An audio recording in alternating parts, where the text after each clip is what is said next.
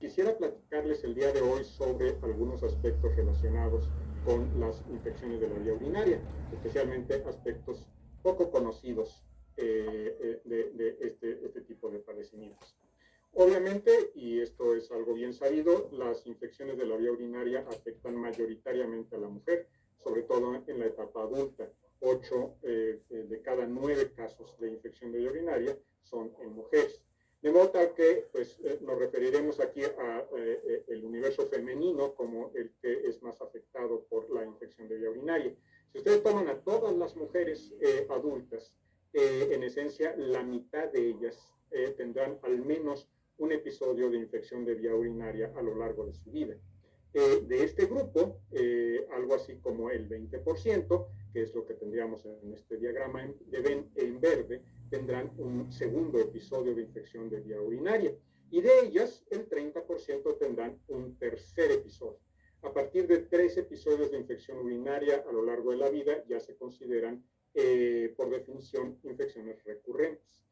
Cabe destacar que de este grupo, de las que han tenido al menos 3 episodios a lo largo de su vida, la gran mayoría, el 80%, van a tener no 3 o 4 o 5 episodios a lo largo de la vida, sino probablemente 4, 5 o 6 episodios por año de infección de vía urinaria. Y esto, pues, es un problema importante. Afortunadamente, afecta a un porcentaje muy pequeño de la población femenina, al 2.4%. Estos son casos que hay que manejar aparte porque usualmente se trata de precisamente por la recurrencia de pacientes que tienen una historia de tratamientos con antimicrobianos y es más frecuente que en este tipo de pacientes se pueden aislar patógenos resistentes a antibióticos. Sin embargo, gran grupo de los casos, a la gran mayoría, que son 50% de la población femenina, que solamente tienen un episodio de infección de la vía urinaria, los patógenos suelen ser más sensibles a los antimicrobianos. Voy a salirme un momento del terreno de las infecciones propiamente dichas para abordar un tema que es de crucial importancia para preservar la eficacia de los antibióticos. Y empiezo con esta pregunta. ¿Es la orina totalmente estéril? Y esto es algo que seguramente todavía en la escuela de medicina se sigue enseñando como que la orina en una persona sana es completamente estéril. Pero la respuesta a esta pregunta es un no definitivo. Y esto no lo digo yo, hay una buena cantidad de artículos, aquí simplemente le estoy poniendo uno que en el título nos lo dice, la orina no es estéril, y nos habla de cómo es importante pensar ya en una microbiota de la vía urinaria como bacterias que residen normalmente en la orina y que no conocíamos porque las técnicas de cultivo no nos permitían rescatarlas. La población, la diversidad de bacterias en la vía urinaria es enorme, o sea, estos son algunos de los géneros que se han podido obtener. Las cuentas bacterianas son bajas, desde luego, andan en el orden de 40 a un poco más de 1000 unidades formadoras de colonia por mililitro, y el punto aquí es que se obtienen este tipo de organismos con condiciones de cultivo que no son las típicas del urocultivo clínico para obtener al patógeno causal de una infección urinaria. Pero bueno, es importante tener en cuenta que la orina entonces no es estéril y que hay una importante diversidad de microorganismos que además son bastante numerosos. Todo esto lo traigo a colación porque hay una entidad clínica que usualmente recibe de manera muy inapropiada tratamiento antimicrobiano, y esa es la bacteriuria asintomática. Entonces aquí tenemos de la Infectious Diseases Society of America los lineamientos para el manejo de la bacteria asintomática de 2019. Y entonces destaca, pueden revisar el documento, es de acceso gratuito, pero destaca un concepto importante en la mera introducción de estas guías, y ese es que el tratamiento no se recomienda para mujeres saludables, para mujeres u hombres añosos, para personas con diabetes, para catéteres e incluso para daño en la espina dorsal. De modo tal que la bacteriuria asintomática no requiere tratamiento. De hecho, en otro artículo del British Medical Journal nos habla de que ni siquiera debiera de recomendarse un urocultivo en ausencia de síntomas, simplemente para no caer en la tentación de dispensar tratamiento con antimicrobianos. Estas guías nos abundan en que el tratamiento con antibióticos de la bacteria asintomática se ha reconocido como un contribuyente del uso inadecuado de antibióticos y que esto promueve la emergencia de resistencia bacteriana. Entonces, este es un mensaje importante. La bacteria asintomática en adultos, hombres, mujeres, ancianos, jóvenes, no debiera de ser tratado, y la única excepción importante es durante el embarazo. El embarazo sí requiere que si se determina la presencia de bacterias en la orina, estas sean erradicadas con antibióticos por el riesgo de parto pretérmino.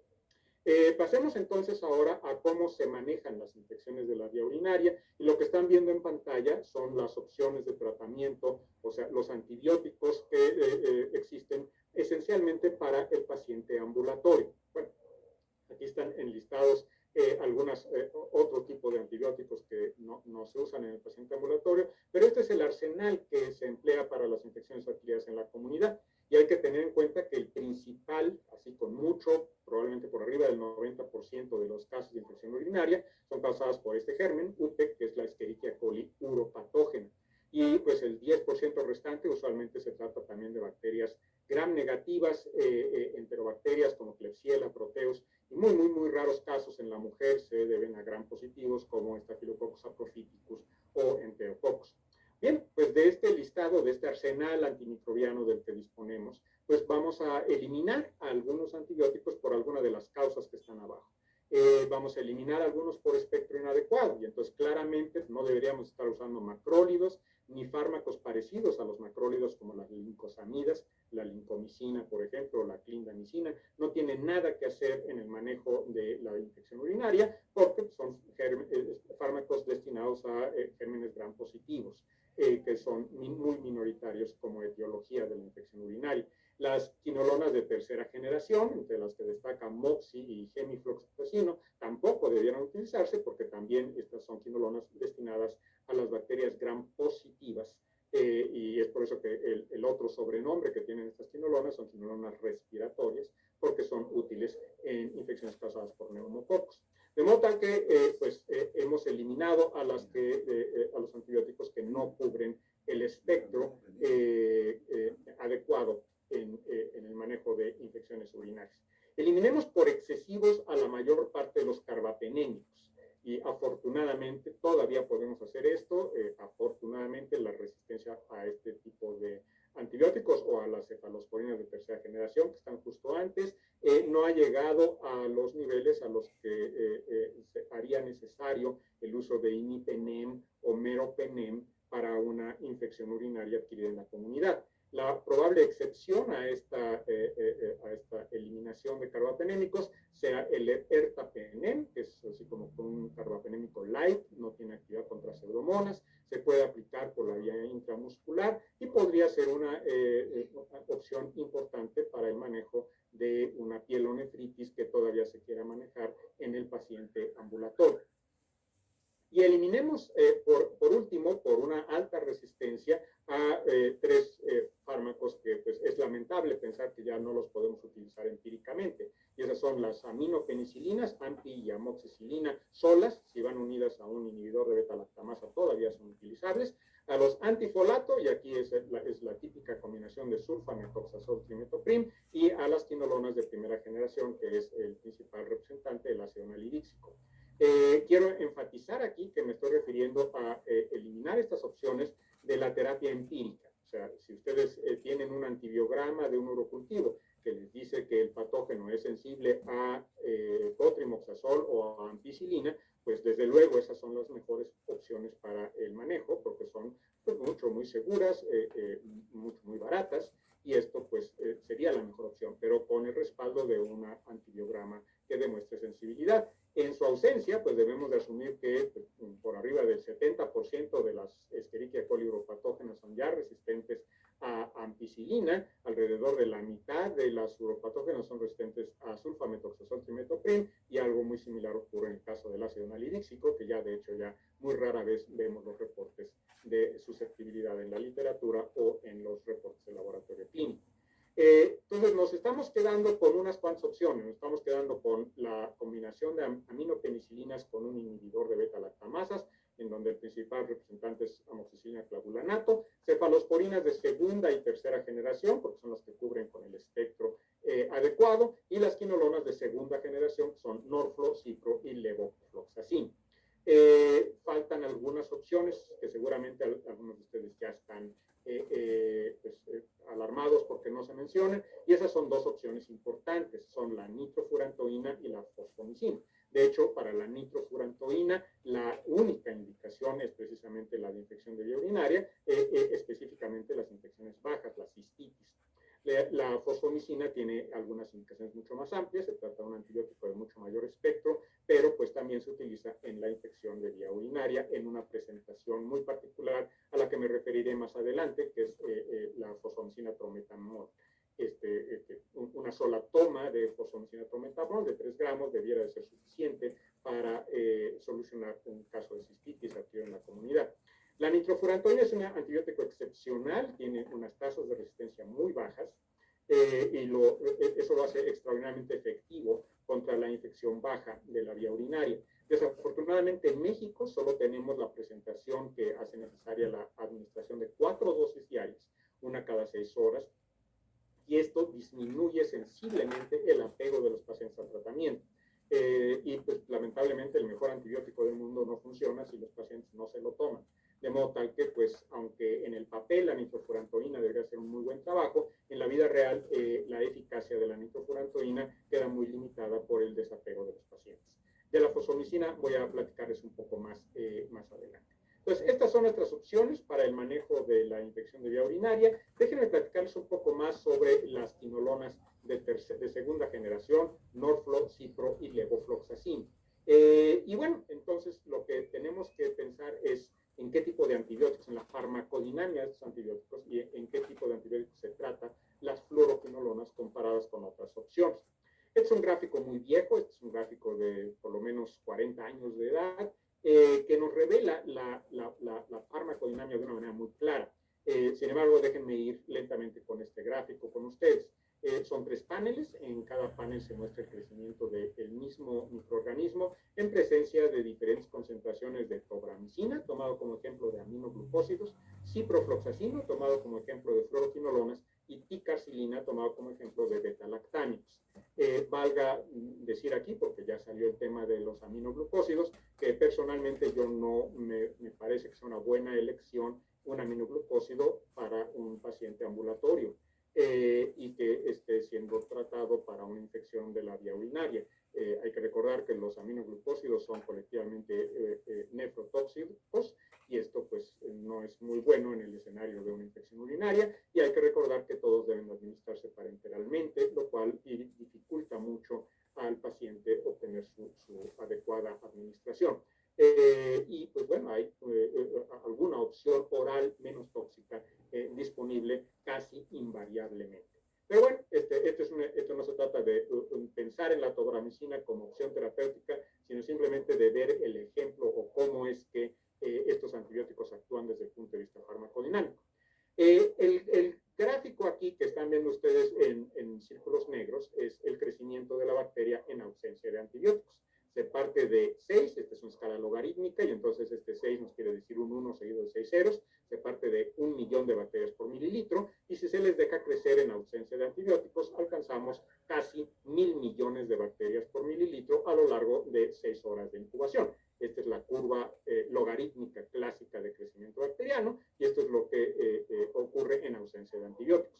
Si centramos la atención en el panel central, se darán cuenta de que conforme vamos aumentando la concentración de antibióticos con respecto a la concentración inhibitoria mínima de la bacteria, vamos a tener cada vez más mortalidad bacteriana. Más rápido se van a morir las bacterias, y esto se observa en una escala logarítmica. De modo tal que si ustedes ponen una vez la SIM, de ciprofloxacin, una vez la concentración inhibitoria mínima, van a disminuir en un 99% la población bacteriana en 2 horas. Si ustedes ponen 64 veces la SIM, van a disminuir de 1 millón de bacterias a 100 bacterias por mililitro en las mismas 2 horas. O sea, habrán inducido una mortalidad bacteriana del 99.99% de la población original en un lapso de 2 horas. Y esto nos habla de lo dramáticamente eficaces que son las fluoroquinolonas. y de que son antibióticos dependientes de la concentración, lo mismo que los aminoglucósidos, mientras que los beta-lactámicos no hay mucha diferencia en lo que ocurre en concentraciones bajas o altas, y estos son antibióticos que llamamos dependientes del tiempo. Esto lo podemos ver también en este gráfico farmacocinético comparado con la concentración inhibitoria mínima. Si ustedes tienen un antibiótico dependiente de la concentración, lo más importante es alguno de estos parámetros, o sea, qué tan alto es este pico con respecto a la SIM o qué tanto es esta área de la curva farmacocinética por arriba de la SIM. Y esto, como les digo, pues aplica a los antibióticos dependientes de la concentración, que son las fluoroquinolonas y los aminoglucósidos. En cambio, hay otros antibióticos en los que lo importante es que tanto del tiempo de esta curva está por arriba de la SIM, o sea, la distancia entre este punto en el que se rebasa la SIM y este punto en el cual la concentración plasmática decae, o la concentración urinaria decae por abajo de la SIM. Y estos son antibióticos que llamamos dependientes del tiempo. Como ya vimos, los beta-lactámicos son unos de ellos, la nitrofurantoína es otro, y por eso es necesario mantener esta posología de cada 6 horas, y la fosfomicina es un antibiótico dependiente del tiempo. Y esto entonces implica que lo mejor es administrar varias dosis a lo largo del día, que este esquema de fosfomicina trometamol de una sola dosis, que alcanza sin duda un pico elevado, pero que se pierde también rápidamente. Si pensamos en fluoroquinolonas, pues ¿cuál es la mejor fluoroquinolona a elegir? Y entonces, pues estos son los datos farmacocinéticos de las 3 quinolonas de segunda generación que tenemos disponibles en el mercado: norfloxacino, ciprofloxacino y levofloxacino. En amarillo están las concentraciones urinarias y en rojo las plasmáticas. Les recuerdo, estamos hablando de infecciones de la vía urinaria, de modo tal que este pico de concentración urinaria de norfloxacino nos debiera de predecir una mayor eficacia terapéutica. Y en contraparte, pues una menor concentración plasmática podría ser un limitante si ustedes están hablando de una infección sistémica, y esto requeriría de cipro o levofloxacino, pero en el caso del manejo de una infección urinaria, esto es una ventaja incluso porque va a haber menos efectos adversos por una menor presencia sistémica del norfloxacino. Al respecto de esto de efectos adversos, quisiera hacer un paréntesis para recordarles que las fluoroquinolonas recientemente han sido sometidas a un bombardeo de pues, mala publicidad. Este es un artículo de Nature de 2018 que nos dice el título: cuando los antibióticos se vuelven tóxicos. Y la frase aquí chiquita nos dice: los investigadores se están preguntando por qué las fluoroquinolonas causan efectos raros, pero deshabilitantes en algunos casos, en algunos pacientes.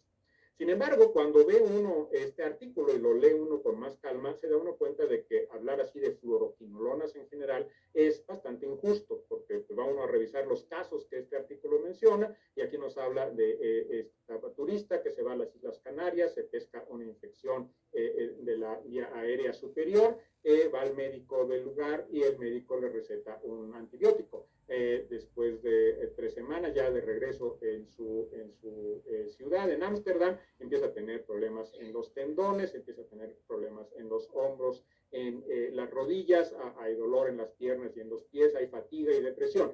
Sí, pero ¿qué antibiótico le dieron? Levofloxacino.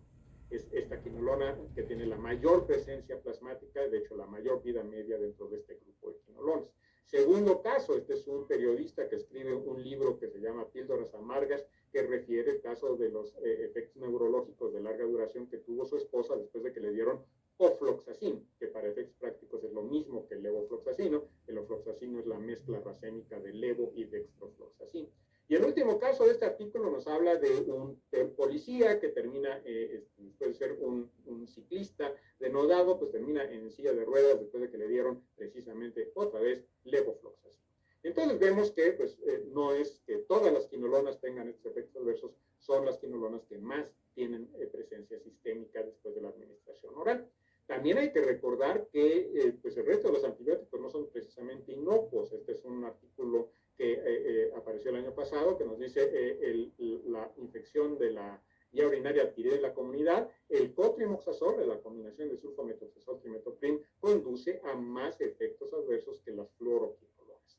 Y entonces, bueno, pues sí se ha hablado mal de las fluoroquinolonas, pero en realidad no se trata de estas opciones verdaderamente malas que debiéramos ya de sacar del esquema terapéutico.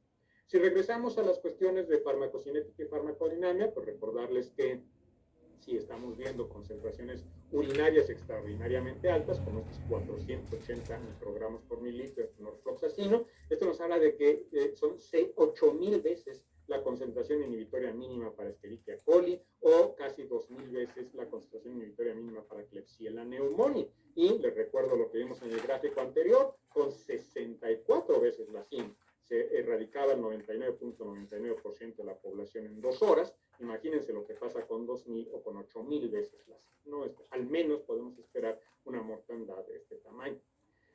Algunos aspectos adicionales de la infección urinaria. Siempre pensamos en bacterias en la orina como el grave problema, pero lo cierto es que Escherichia coli uropatógena tiene la habilidad para meterse en las células del urotelio y formar estos cuerpos bacterianos intracelulares, de modo que la bacteria ya queda aquí escondida de las concentraciones altas en la orina. Periódicamente estas bacterias terminan por reventar a la célula del urotelio, escapan en números que sobrepasan los miles, y estas bacterias recién liberadas pues van penetrando en las capas del urotelio y la infección se va haciendo persistente, precisamente por esta existencia de cuerpos bacterianos intracelulares. Esto añade una complicación a la terapia, esencialmente porque no todo antibiótico puede penetrar ahí. Y para describir esto, pues este estudio que se publicó en 2010 nos habla de que antibióticos tienen buena capacidad de penetración y alcanzan a la Escherichia coli en el interior de las células del urotelio.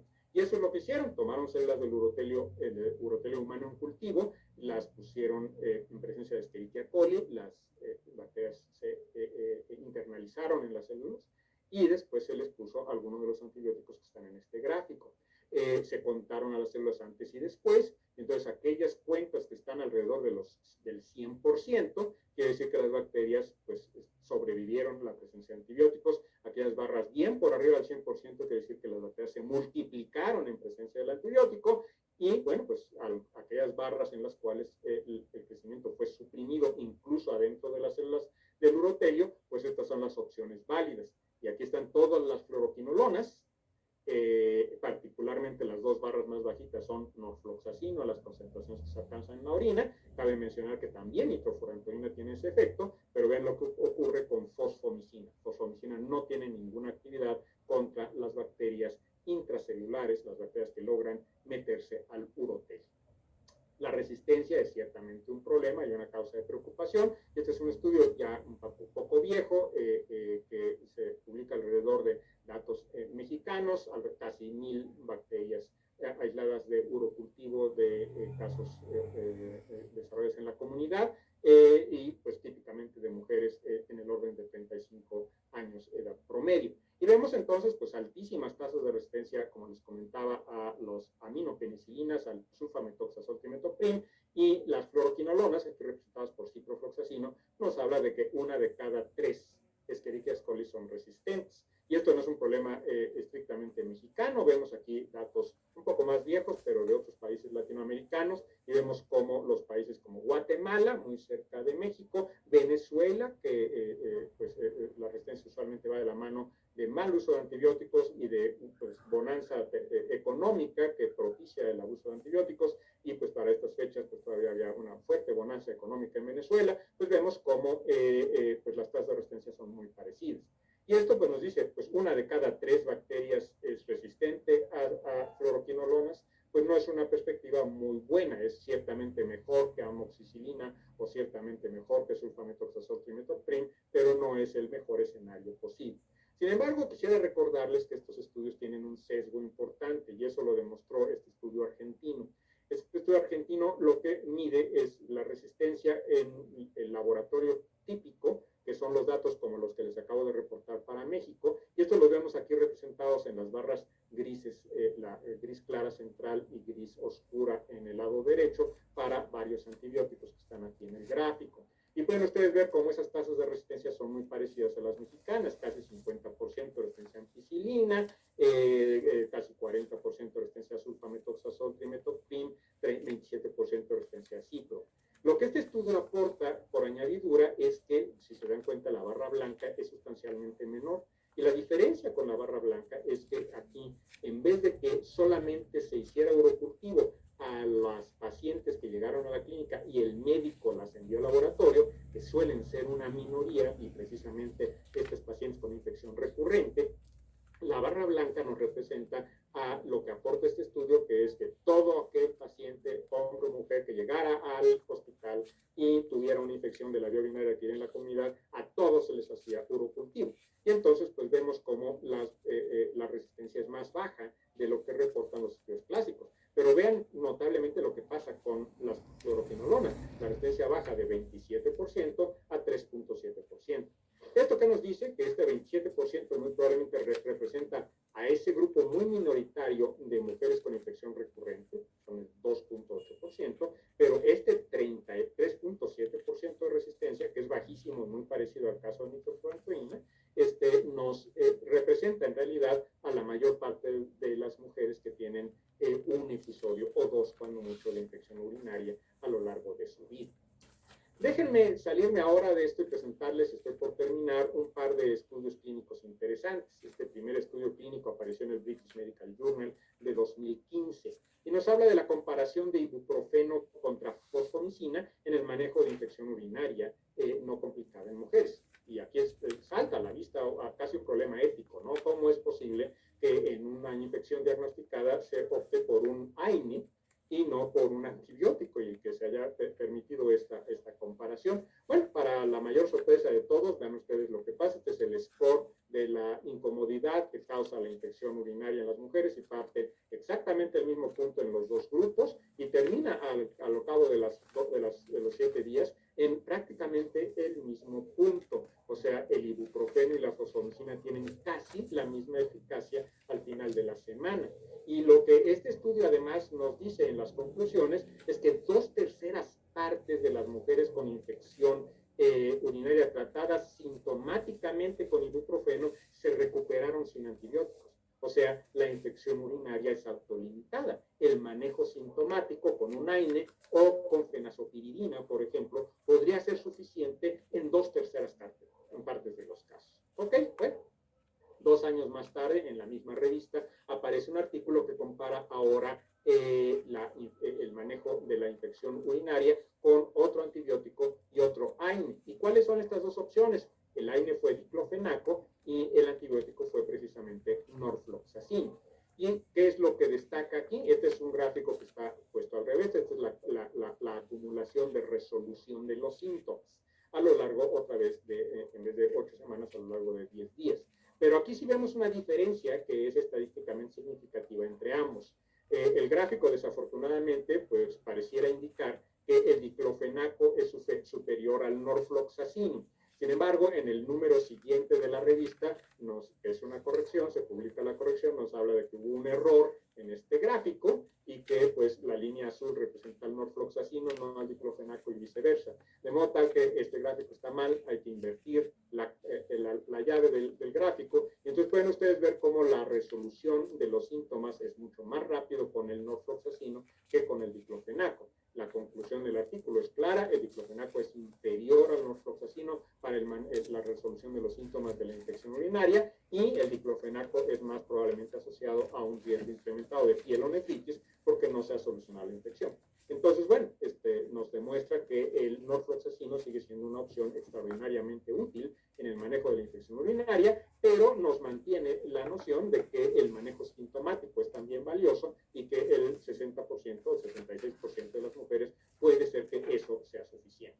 Concluye entonces con este resumen gráfico. Vamos a suponer que ustedes tienen enfrente a 10 mujeres con infección de la vía urinaria, una infección baja adquirida en la comunidad. El 66%, 2/3 partes de estas mujeres, van a requerir solo analgesia, que se puede obtener con un AINE o se puede obtener con fenazopiridina, lo cual implica que eso es lo único que van a necesitar para que su caso se resuelva de manera espontánea. Antibiótico, o sea, el efecto antimicrobiano va a ser necesario solamente en el 33% restante, y es sobre este grupo en el cual la resistencia pudiera ser un problema. Y entonces, ya sea que tomemos la resistencia bajita, por debajo del 10%, que nos dice el estudio argentino, o que tomemos la resistencia al 30% que nos dice el estudio mexicano, pues esto nos podría decir que la falla por resistencia va a afectar solo a una de las 10 mujeres, porque solamente aquí vamos a tener una fracción que va a estar afectada por la ineficacia del antibiótico, el resto no va a ser un problema. De modo tal que si ustedes tienen a estas 10 mujeres con infección de la vía urinaria y las tratan con la combinación de norfloxacino con fenazopiridina, van a tener un éxito terapéutico muy probablemente por arriba del 90% de los casos. Con eso termino esta exposición. Les agradezco mucho su atención.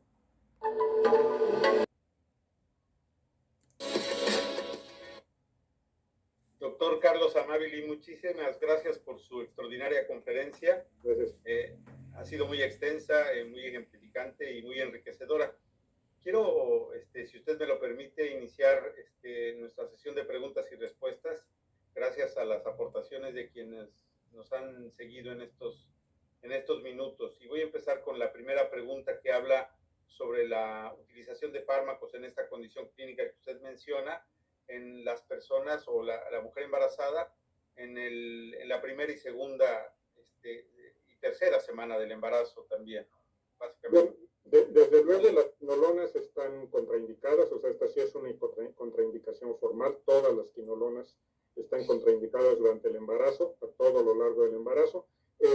Y bueno, los antibióticos que se consideran seguros durante el embarazo y muy adecuados para la infección urinaria adquirida en la comunidad, en este caso podría ser la nitrofurantoína.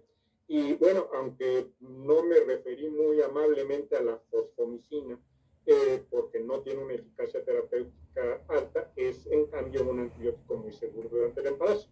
Entonces, digamos que este par de antibióticos, la nitrofurantoína y la fosfomicina, con todas sus limitaciones, son antibióticos adecuados durante el embarazo. No hay que descartar a los beta-lactámicos, aunque la resistencia pues ya es más elevada, ¿no? De acuerdo, aunque el marcador siempre seguirá siendo la sensibilidad antibiótica del microorganismo. Así es, así es. Muy bien, aquí hay una pregunta que engloba todo lo que nos ha hablado. Dice, ¿cuál podría ser el tratamiento para un paciente joven, varón, homosexual, que vive con VIH, que depende del alcohol y que reporta constantemente sintomatología urinaria de repetición, refiriendo a esta como ardor y aumento de la sensibilidad uretral? Bueno, aquí yo creo que lo primero que habría que descartar es la posibilidad no de una infección urinaria, sino de una uretritis, que es más una infección causada por otro tipo de gérmenes y son el prototipo de las infecciones de transmisión sexual.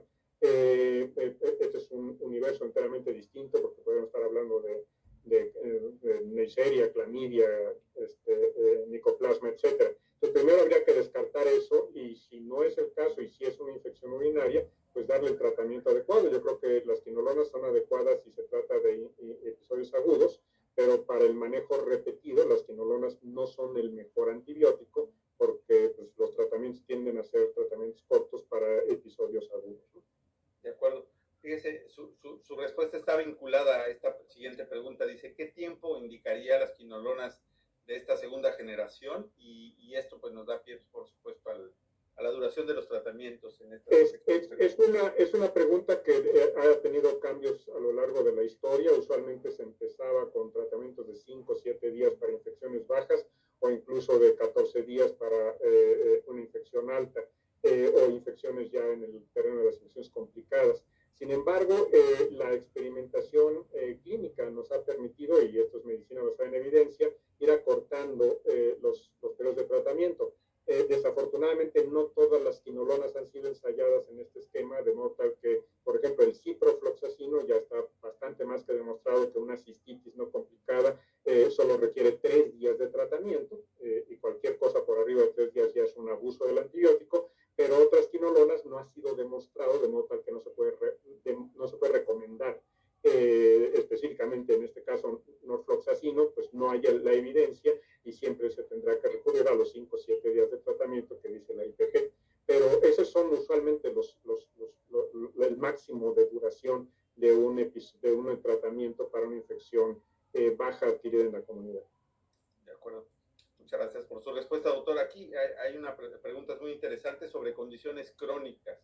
Decía, ¿cuál debería de ser el tratamiento ideal para un paciente que cursa con vejiga neurogénica, incontinencia urinaria, pacientes que han sido prostectomizados o mujeres con cistocele o con secuelas de lesiones medulares o parálisis, englobando estas entidades, ¿cuál sería el tratamiento ideal? Y me parece que la respuesta... Yo creo que otra vez habría que distinguir entre la intención de hacer profilaxia, que en muchos casos esta es la intención de prevenir episodios francamente infecciosos, la necesidad de distinguir la bacteriuria asintomática como algo que definitivamente no requiere intervención terapéutica y que, salvo durante el embarazo, no se debieran de usar antibióticos bajo ninguna condición en simple bacteriuria asintomática, pero si hay un o una paciente que está teniendo indudablemente episodios agudos, claros, sintomáticos de infección urinaria, pues es probable que la profilaxia, y este es uno de los terrenos polémicos, que la profilaxia pudiera tener algún valor.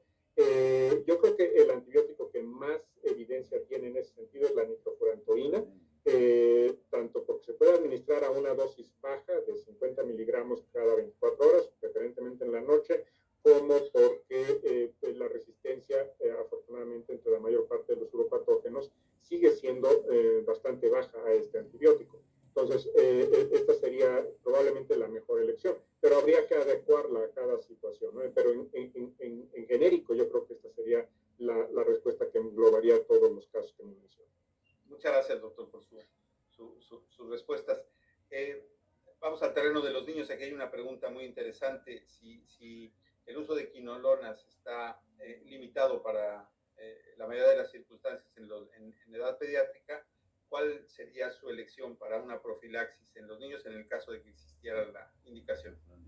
Aquí quisiera mencionar nuevamente que aquí en el terreno de pediatría durante el embarazo es muy claro que están contraindicados. En pediatría es como la herencia de la información que se generó en los estudios preclínicos hace 30 o 40 años, en donde cuando se administraban quinolonas a animales jóvenes había problemas de crecimiento, sobre todo a nivel de tendones. En la evidencia en humanos ha sido que no hay este caso, y de hecho hay una sola quinolona, pero es una fluoroquinolona de segunda generación, que es ciprofloxacino, que está aprobado para uso pediátrico en infección urinaria y en otras indicaciones, lo cual indica que es nada más cosa de si se le destinó suficiente tiempo para la investigación. Con todo, siguen estando el resto de las quinolonas fuera de la posibilidad de uso pediátrico, y otra vez aquí tendríamos que recurrir a antibióticos que probablemente no tengan la mayor eficacia como es la fosfomicina, pero que son seguros en pediatría. La nitrofurantoína es también una opción importante, que otra vez, como por diferentes razones la resistencia es baja a estos dos antibióticos, pues pudiera ser opciones interesantes para el manejo de las infecciones en pediatría. La profilaxia en pediatría es otro terreno que más o menos se traslaparía con la pregunta anterior, en dónde usar profilaxia. Eso es una cosa muy todavía polémica, pero yo me inclinaría mucho más al uso de nitrofurantoína, porque la proclividad a desarrollar resistencia es mucho más baja que con otros antibióticos. De acuerdo. Si pudiera darnos algún comentario en relación a los efectos adversos de las quinolonas, referidos particularmente al tema del músculo esquelético, el tema de la tendinitis que se presenta. Como les platicaba, esta es una cuestión que ha llamado mucho la atención y que se ha señalado ya como un problema emergente con el uso de quinolonas, y de hecho pues ha habido ya alertas por parte de la FDA en Estados Unidos y de la EMA en Europa. Son efectos muy raros, o sea, son efectos muy por debajo del 1% de los pacientes que reciben estos tratamientos, pero desde luego son efectos más graves de lo que suele ser una gastritis o una sensación de mareo o de malestar estomacal. Entonces, pues esto habría que manejarlos con un poco más de cuidado. Los hay, desde luego, pero son mucho más atribuidos a las quinolonas sistémicas, que tienen una alta duración de su presencia sistémica por una alta vida media y por una alta concentración plasmática máxima. Y me estoy refiriendo aquí específicamente al levofloxacino, que es el que usualmente arrastra todo el resto de las quinolonas por esta mayor presencia sistémica. El efecto cardiovascular, el cardíaco específicamente, la prolongación del periodo QT, es algo también que se ha atribuido a las quinolonas. Hay otros antibióticos que las tienen,